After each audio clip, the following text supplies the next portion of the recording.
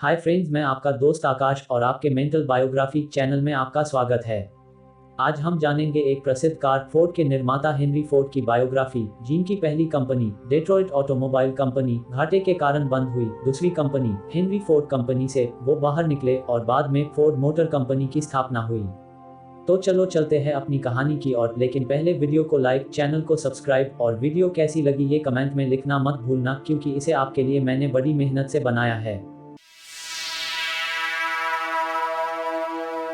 Henry Ford का जन्म 30 जुलाई 1863 में ग्रीनफील्ड टाउनशिप, मिशिगन, इस अमेरिका के गांव में हुआ। उनके पिता विलियम फोर्ड खेती करते थे और माता मेरी फोर्ड एक गृहिणी थी। माता पिता की 6 संतानों में फोर्ड सबसे बड़े थे। मशीनों की ओर आकर्षण होने के कारण वो लोगों की घड़ियां और बहुत सी चीजें दुरुस्त करते थे। फोर्ड पड़ोसियों से वॉच रिपेयरमैन के नाम से मशहूर थे। 16 वर्ष की आयु में वे घर छोड़कर डेट्रॉइट जा पहुंचे और James F flower and brothers company में प्रशिक्षु बन गए।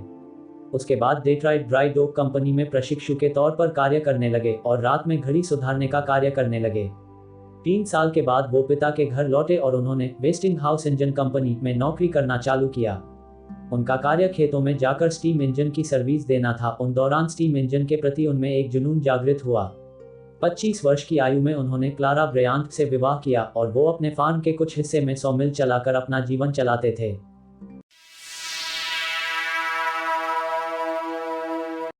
फोर्ड की पहली कार की कहानी। 1891 में उन्हें एडिसन इल्यूमिनेटिंग कंपनी, इस बड़ी कंपनी में अच्छे पगार की इंजीनियर की नौकरी मिली। बाद में पदोन्नति हुई, लेकिन उसके साथ ही वो अपना बाकी का वक्त गैसोलीन इंजन की प्रयोगों में बिताते थे। 1893 में उन्होंने एक बेसिक कार बनाई और डेट्रॉइट में प्रदर्शित की, लेकिन उसमें कई कमियां थी। लेकिन इसके बाद उनके नौकरी पे संकट आया। कंपनी ने उन्हें ऑफर दी कि आपको जनरल सुपरिटेंडेंट की पोस्ट और अच्छा वेतन मिलेगा, लेकिन आपको उसके बाद आपकी खोज को बंद करना पड़ेगा। तो उन्होंने वो नौकरी छोड़ दी और दबावमुक्त होकर अपनी खोज जारी रखी।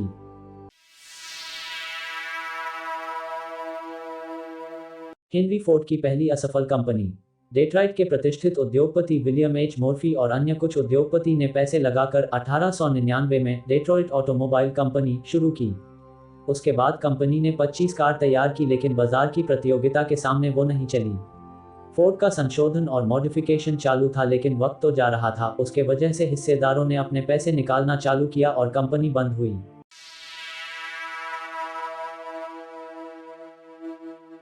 हेनरी फोर्ड की दूसरी असफल कंपनी। अक्टूबर 1901 में उन्होंने सी हेरोल्ड विल्स के साथ मिलकर रेसिंग कार बनाई और वो कार बहुत फेमस हुई, लेकिन सामान्य जनता के लिए कार बनाने का उनका सपना था। तो उन्होंने मोर्फी से निवेश के लिए दूसरा मौका मांगा, तो मोर्फी ने नई कार की सफलता की वजह से फोर्ड पे भरोसा किया और 18 नवंबर 1901 में हेनरी फोर्ड कंपनी की स्थापना हुई। उसके बाद दो विचार सामने आए। फोर्ड को सामान्य जनता के लिए कार बनाना था और निवेशकों को आमिर और महंगी कार बनानी थी। तो इस मतभेद के कारण मोर्फी ने फोर्ड के काम को निरीक्षण करना चालू किया और उसके लिए उसके ऊपर एक आदमी की पोस्ट बनाई। तो इस पॉलिटिक्स की वजह से फोर्ड ने ये कंपनी छोड़ दी और उसके बाद फोर्ड की कंपनी कैडिलैक मोटरवे कंपनी बन गई।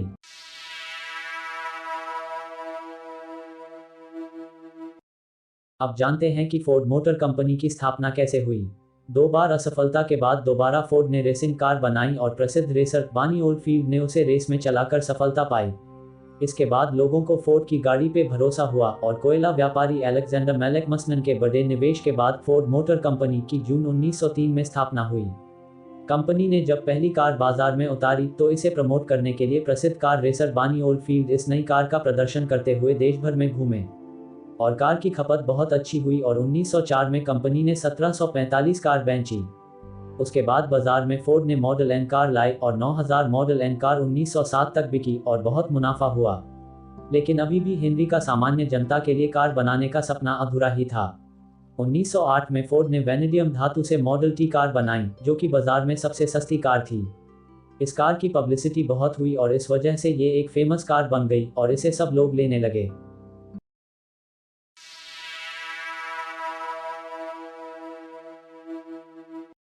फोर्ड की बेहतरीन खोज से असेंबली लाइन की कंसेप्ट सामने आई।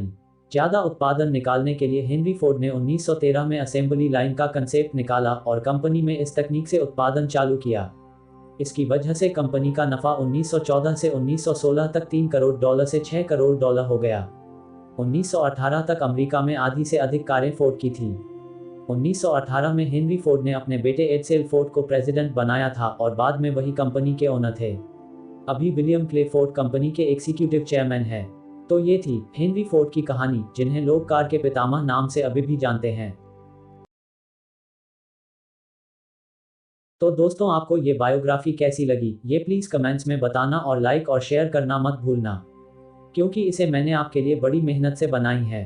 Thank you so much and see you again.